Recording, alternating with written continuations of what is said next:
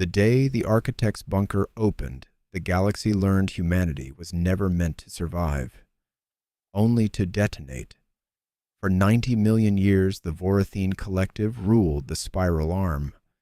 Their archives contain the genealogies of 1,000 species, the blueprints of dead empires. The whispered names of gods turned to dust. They were archaeologists of extinction, collectors of final moments. Earth was listed in their oldest files, not as a planet, as a project. The collective never interfered with humanity's development.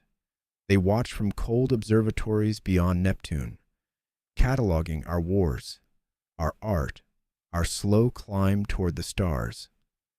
They did not intervene when we split atoms or burned our forests or reached for Mars.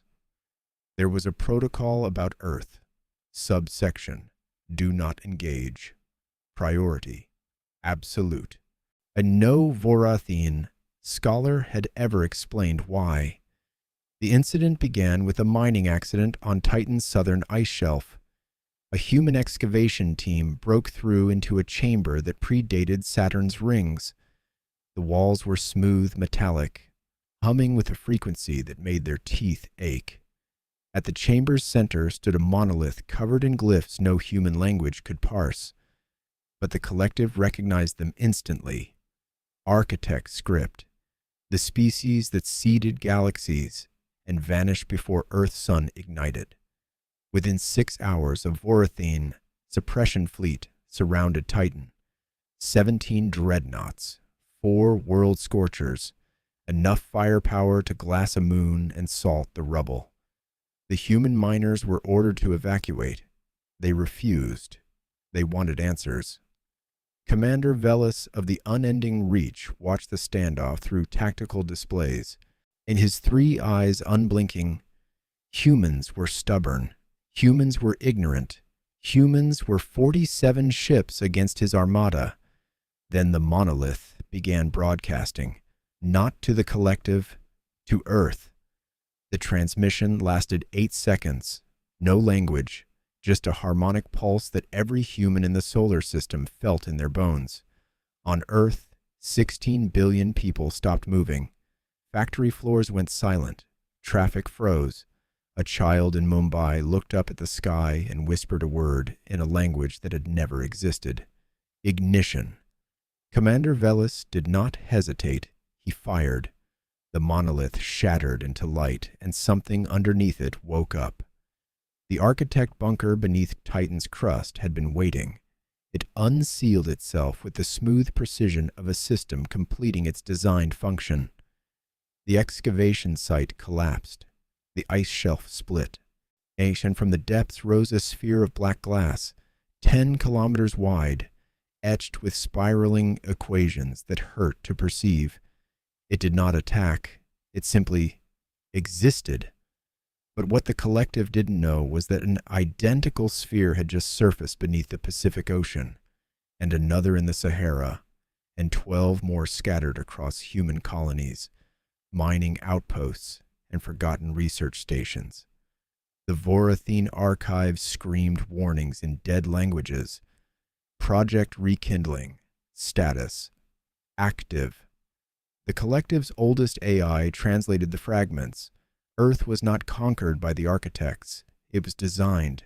A biological recursion engine wrapped around a planetary core of compressed dark matter. Humanity was not random evolution. Humanity was the payload. And the architects had fought something at the edge of existence. A war so vast it left scars and empty space. They lost. But before they fell, they scattered seeds across sterile worlds. Seeds that would grow into civilizations.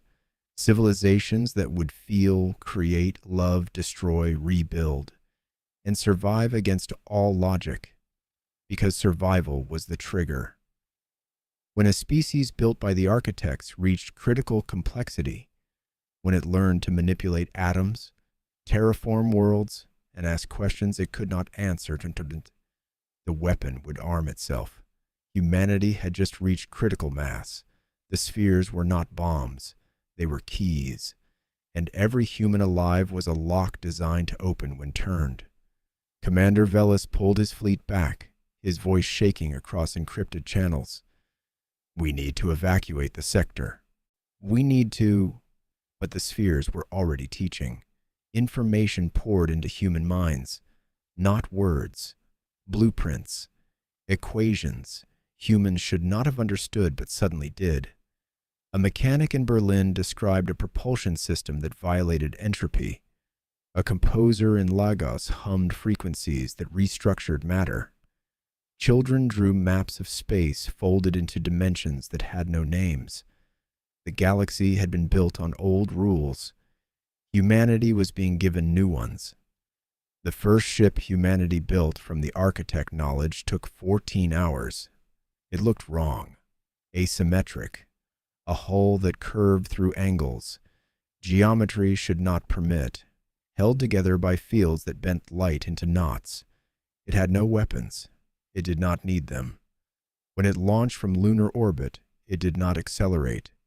It unfolded, moving through space the way a shadow moves through water, present in multiple locations, choosing which one was real. The Vorathine Dreadnought. Unending Reach fired everything it had. Every shot missed, not because the human ship dodged, because it existed in a probability cloud, and the weapon fire simply selected the universe where it was elsewhere. Commander Velis watched his tactical display fracture into recursive nonsense. His fleet was still there. The human ship was still there. But the space between them had become negotiable. And then the human ship spoke, not through comms, through the fundamental fabric of local space-time. "We did not ask to be made this way, but we will not apologize for what we are." Across the collective's territories, every archive simultaneously updated. New entry, humanity. In classification, architect, endgame, protocol. Threat level, recalibrating. Error, scale insufficient. The spheres taught for 6 more days before going silent. By then, humanity had rewritten its place in reality. They did not conquer. They simply existed in ways that made conquest irrelevant. The Vorathine Collective withdrew beyond the Veil Nebula. They sent one final transmission to Earth. Not a threat. A question. What were the architects afraid of? Humanity never answered, but across the galaxy, species that had measured themselves by strength, by territory, by the weight of their fleets, began to notice something unsettling. Human ships did not patrol borders.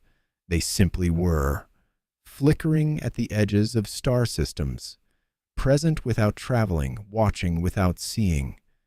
And in the deepest archives, and where only the most ancient intelligences dwelled, a single line appeared in every file related to Earth. The weapon is not the species. The species is the primer. Stage 2 has not yet begun.